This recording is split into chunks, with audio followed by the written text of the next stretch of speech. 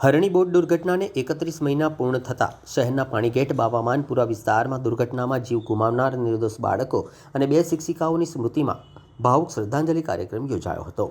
આ કાર્યક્રમ દરમિયાન દિવંગત આત્માઓને શ્રદ્ધાંજલિ અર્પણ કરવા સાથે પીડિત પરિવારોને વહેલી તકે ન્યાય મળે તેવી પ્રાર્થના પણ કરવામાં આવી હતી। પાણીગેટ બાવામાનપુરા શાક માર્કેટ પાછળ યોજાયેલા કાર્યક્રમમાં માનવતાભર્યો માહોલ જોવા મળ્યો। નિર્દોષ બાળકોની યાદમાં ઉપસ્થિતોએ નાના બાળકોને ચોકલેટનું વિતરણ કરી તેમની સ્મૃતિને વંદન કર્યું। ઉપસ્થિત લોકોએ હરણી બોટ દુર્ઘટનામાં જીવ ગુમાવનાર તમામ બાળકો અને 2 શિક્ષિકાઓને શ્રદ્ધાંજલિ અર્પી હતી। તેમજ દુર્ઘટનાના પીડિત પરિવારોને ન્યાય મળે તેવી માંગ પુનઃઉચ્ચાર કરી હતી। આ પ્રસંગે પીડિત બાળકોના માતા પિતા, વડોદરા શહેર કોંગ્રેસ પ્રમુખ ઋત્વિજ જોશી, વોર્ડ નંબર 15ના કોંગ્રેસ કાઉન્સિલર આજીઝ જોશી સહિત કોંગ્રેસના આગેવાનો અને મોટી સંખ્યામાં સ્થાનિક નાગરિકો ઉપસ્થિત રહ્યા હતા। વક્તાઓએ ભવિષ્યમાં આવી દુઃખદ ઘટનાઓનું પુનરાવર્તન ન થાય તે માટે જરૂરી સુરક્ષા વ્યવસ્થાઓ વધુ મજબૂત બનાવવાની અપીલ પણ કરી હતી। સાથે જ દુર્ઘટનાના જવાબદારો સામે યોગ્ય કાર્યવાહી કરી પીડિત પરિવારોને વહેલી તકે ન્યાય મળે તેવી માંગ પણ કરવામાં આવી હતી। હરણી બોટકાંડના પીડિત પરિવાર અને જે શિક્ષિકાઓ જીવ ગુમાવનાર પરિવાર આજે પણ ન્યાયની આશાથી સંઘર્ષ કરી રહ્યા છે। 31 મહિના થઈ ગયા પછી પણ જો આ લોકશાહી દેશમાં ન્યાય ના મળે તો આ સત્તામાં બેઠેલા લોકોની બહુ મોટી નિષ્ફળતા છે।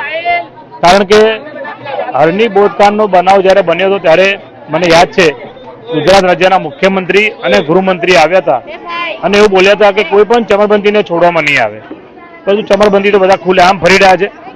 શાળા સંચાલકોની સામે પણ કોઈ પગલાં નથી લીધા, નથી કોર્પોરેશનના અધિકારીઓ પણ પગલાં લીધા। ત્યારે આજે પણ એમના મા બાપ દુઃખી છે અને એમના પછી દુઃખનો પહાડ તૂટી પડ્યો છે, આપણે બધા કલ્પના પણ ના કરી શકીએ।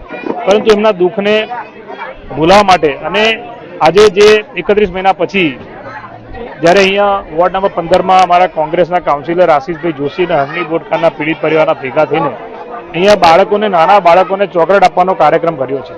એ ચોકલેટ આપવાથી એક નાના બાળકના ચહેરા પર જે ખુશી આવે છે એ એમના મા બાપ, જે હરણી બોટકાંડના જે પીડિત પરિવાર છે, એમને એવું લાગીએ કે ભાઈ એમના બાળકોના ચહેરા એમને દેખાઈ રહ્યા છે। એના માટે એક એમને નાનો પ્રયત્ન કર્યો છે, બહુ સરાહનીય છે।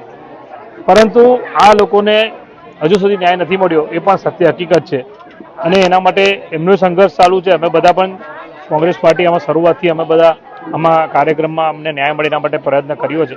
દુઃખની વાત એ છે કે રાજ્યના મુખ્યમંત્રી કે ભાજપના કોઈ મોટા નેતા આવે તો હવે તો પહેલાં તો કોંગ્રેસની ઉપર નજર કેદ અને અમને ડિટેન કરવામાં આવતા હતા, તો હરણી બોટકાંડના જે પીડિત પરિવાર છે એમને પણ ડિટેન કરવામાં આવે, નજર કેદ રાખવામાં આવે। એટલે લોકશાહી જેવું કોઈ રહ્યું નથી અને એટલા માટે હું હંમેશા કહું છું કે આ બીજી આધારની લડાઈ આપણે લડી રહ્યા છીએ।